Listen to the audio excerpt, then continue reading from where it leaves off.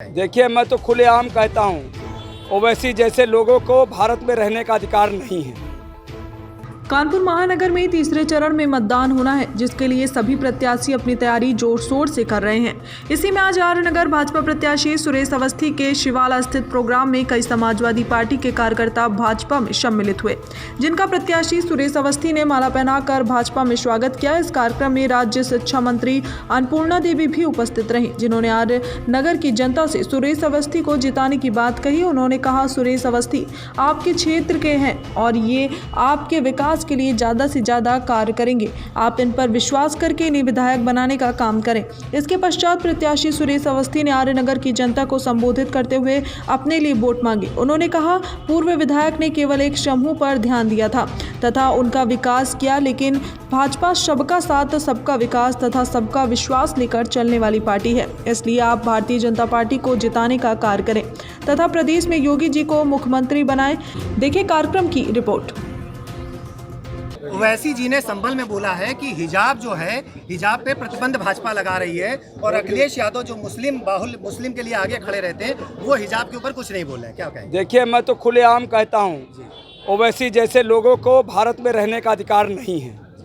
जिस तरीके से ओवैसी वर्किंग करते हैं, उसी तरीके से उनका समाज भी वर्किंग कर रहा है और जो देश के लिए अच्छा नहीं है। ऐसे लोगों को मुझे लगता है कि समय आने पर जनता खुद जवाब दे देगी। राकेश टिकैत तो कह रहा है बीजेपी बी टीम है, अभी वो राकेश टिकैत का है चाहे अखिलेश यादव का है, जो उनके ग्रुप के लोग हैं वही लोग कह रहे हैं। हमने तो कभी ओवैसी को अच्छा नहीं कहा।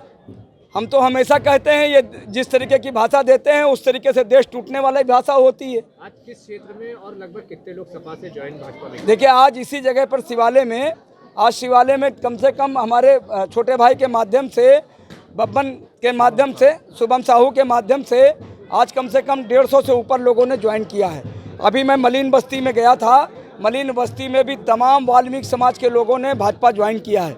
और इसी तरीके से अभी शाम को उमा भारती जी का कार्यक्रम है 3:30 बजे, वहाँ भी बड़े पैमाने पर सपा और कांग्रेस के लोग ज्वाइन करने वाले हैं। जी, मोदी योगी जी का कहना है, हमने मुफ्त राशन दिया है गरीबों के लिए, शौचालय दिया, आयुष्मान टीके दिए हैं, इस बार हम लोग 300 से भी पार जाएंगे। क्या कहना है? देखिए, मोदी जी जो कहते हैं बिल्कुल सही कहते हैं। हमारी राजनीतिक एजेंडा है, पंडित दीनदयाल जी के एकाध मानव दर्शन पर चलता है और हमारी सरकार उसी पर चलती है। जब तक गरीब के पेट में भोजन नहीं होगा, छत नहीं होगी, स्वास्थ्य नहीं होगा, पढ़ाई नहीं होगी, बेटी की शादी नहीं होगी, तब तक ये सब हमारा अनवरत चलता रहेगा। और निश्चित तौर से मान के चलिए, ये बंद होने वाला नहीं है। जनता ने आशीर्वाद दे दिया है और जनता सिर्फ माथे पे मोदी जी और पूजनीय योगी आदित्यनाथ जी को लेके चल रही है। 3 माह बाद जैसे कि अभी स्टेटमेंट जैसे आ रहे हैं कि 3 महीने बाद फिर से जेसीबी स्टार्ट होगी और जो भ्रष्टाचार हो रहा है उसको मिटाएगा। देखो, मैंने तो खुल के कहा है, जो अपराधी है उसकी सजा तय होगी, जो आर्थिक अपराधी है उसकी भी सजा तय होगी। ये अपना अपना देख ले, या तो अपना सारी चीजें खोल के रख दे, अपना जेल चले जाएं और उसके बाद सुकून से रहें।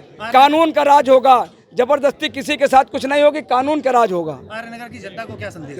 आर्यनगर की जनता ने मुझे अपना बेटा मान लिया है, क्योंकि मैं यहीं का जन्मा हूं और यहीं पर वोटर हूं और यहीं पर हमारी शिक्षा दीक्षा पूरा बचपना यहीं बीता है। और बाकी के लोग हैं बाहरी, और बाहरी को वहाँ ने आर्यनगर की जनता ने रिफ्यूज़ कर दिया है। उसके बारे में क्या कहेंगे? उत्तर प्रदेश के अंदर जो चुनाव हो रहे हैं, आपने देखा कानपुर में, ये आर्यनगर विधानसभा में सैकड़ों नवयुवक समाजवादी पार्टी, कांग्रेस पार्टी को छोड़कर भारतीय जनता पार्टी में आस्था व्यक्त किया है और वो शामिल हुए हैं। लोगों में उत्साह है, नवयुवकों में उत्साह है, आम जन में उत्साह है। लोग चाहते हैं कि जिस तरह 5 वर्षों तक उत्तर प्रदेश में आदरणीय योगी जी के नेतृत्व में काम हुए हैं, लोगों को एक एक व्यक्ति को सुरक्षा देने का काम योगी जी ने किया है। विकास का काम हर गांव-गांव, गली-गली तक हुआ है। देश में आदरणीय मोदी जी के नेतृत्व में और प्रदेश में आदरणीय योगी जी के नेतृत्व में लोग सुरक्षित हैं। लोगों का विश्वास, लोगों का आस्था, लोगों का भरोसा भारतीय जनता पार्टी के प्रति है और आज इसी विश्वास के साथ भारतीय जनता पार्टी में सैकड़ों नवयुवक शामिल हुए हैं। आने वाले समय में जो चुनाव है भारतीय जनता पार्टी के पक्ष में लोग मतदान करेंगे और इस क्षेत्र के हमारे प्रत्याशी सुरेश अवस्थी जी के पक्ष में लोग मतदान करेंगे और निश्चित रूप से भारतीय जनता पार्टी की सरकार, योगी जी की सरकार फिर से उत्तर प्रदेश में बनेगी और बहुमत के साथ बनेगी।